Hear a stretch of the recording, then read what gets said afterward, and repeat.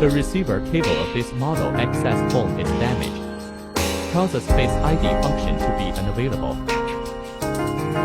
Use G8 receiver FPC to fix this problem. Take out the G8 programmer.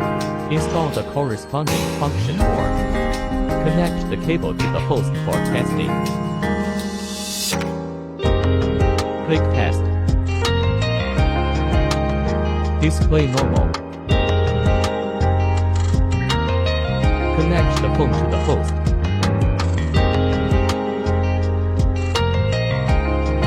Click Activate. Activation successful. Install the cable to the phone for testing.